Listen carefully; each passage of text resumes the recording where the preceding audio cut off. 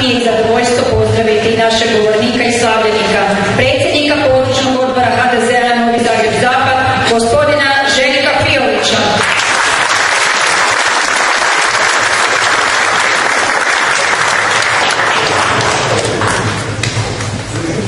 Poštovani predsjedniče Gradske organizacije Hrvatske demokratske zajednice, gospodina Andrija Piković, poštovana predsjednice područnog odbora Hrvatske demokratske zajednice Veselica, gospođo Božica Šolić, poštovani predsjedniče područnog odbora Hrvatske demokratske zajednice Novi Zagreb gospodine Ivica Petkoviću, poštovani članovi predsjedništva Gradske organizacije, poštovane članice i članovi Hrvatske demokratske zajednice, poštovani branitelji, Hrvatice i Hrvati.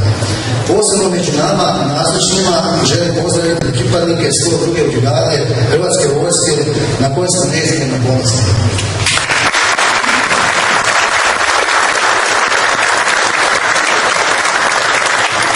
Također pozdravljam sve bivše predsjednike općinskog odbora Hrvatske demokratske zajednice Novog Zagreba i naša tri područna odbora. Na današnji dan, prije 23 godine, pod budnim okom milicije, osnovan je općinski odbor Hrvatske demokratske zajednice Novog Zagreba. U to vrijeme, intenzivnim radom na području Novog Zagreba, formirano je preko 206 temeljnih ogranaka i sa preko 5000 članova naše stranke. Zahvaljujući takvoj organizaciji i radu Hrvatske demokratske zajednice na ovom području, dobili smo prve demokratske izbore, a iz te snage kasnije je regrutirano najviše pripadnika naše 102. brigade Hrvatske vojske. Danas je Novi Zagreb podijeljen na 3 gradske četvrti, a jedan od njih je Novi Zagreb Zapad. Područni odbor Novog Zagreba Zapad, odgovoran za provođenje politike Hrvatske demokratske zajednice na ovom području, organiziran je 16 temeljnih ogranaka sa preko 1700 članova Hrvatske demokratske zajednice.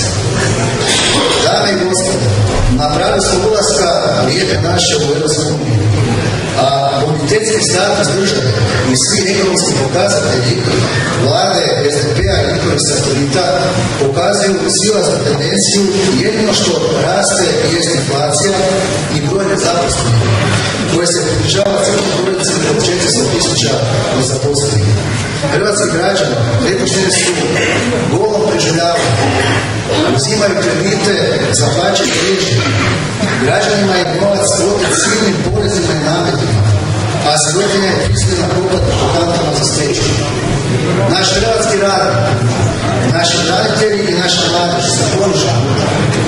To je današnja slika naše Hrvatske, a za takvu Hrvatsku nismo ostali. Ima li Hrvatska plan B? Dame i gospodo, objektivna doraslost zadatku jer se učinak vlade SDP-a i ostalih satelita u cijeloj koaliciji nakon više od godina dana je ništavan i kataklizmičan. Jer ovom zemljom vlada skupina amatera kojima je moć sama sebi slikom, a ostanak na vlasti jedini kriterij uspjeha. Zato, gospodine Milanoviću, prijedlog građana ove zemlje je da vi i vaši ministri što prije odstupite, jer je vaša vlada nesposobna, nekompetentna i ne služi hrvatskom narodu.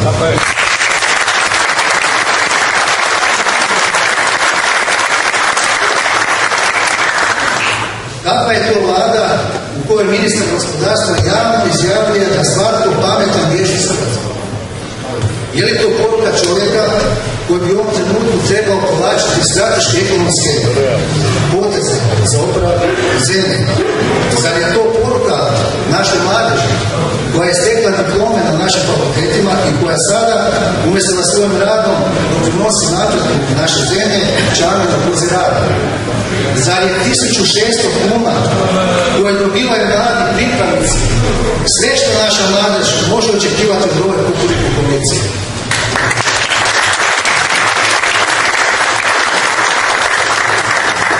Dragi prijatelji, moram vam reći da su Ministarstvo unutarnjih poslova koji su prije radio putem takozvanih internih natječaja od početka mandata ove vlade provode nesmiljene čistke ljudi koji su stvarali hrvatsku policiju, hrvatsku državu kroz Domovinski rat. Politizacijom policije U toku je smjena više od 5000 rukovodnih policijskih službenika. Osim toga, oni imenuju svoje kadrove, a ne razrješuju stare. Tako da se istovremeno plaćaju 2 rukovoditelja za jedno radno mjesto, što predstavlja štetu za državni proračun, a na kraju sve to plaćaju nizu porezne obveznice. Hrvatska demokratska zajednica je složena snaga hrvatskog naroda. Tako je razmišljao i djelovao prvi predsjednik utemeljitelj naše stranke, dr. Franjo Tuđman. Zato, dragi prijatelji, našu snagu i odgovornost pred hrvatskim narodom moramo crpsti iz političkog učenja i političke doktrine osnivača Hrvatske demokratske zajednice, dr. Franjo Tuđmana.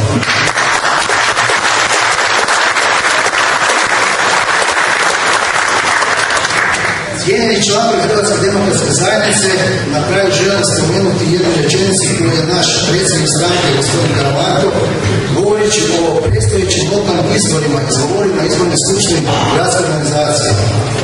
A to je, nemamo više pravo odgađati Zagreb. I zaista, kako bi uopće mogli odgađati Zagreb kad imamo našu najbolju kandidatkinju Hrvatske demokratske zajednice za gradonačelnicu grada Zagreba, gospođu Margaretu Mađarić.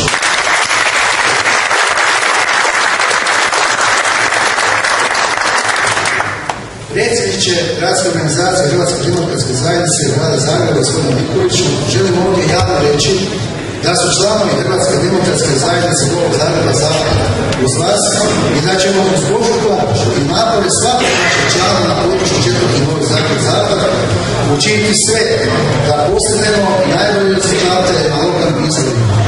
Jer mi to želimo, znamo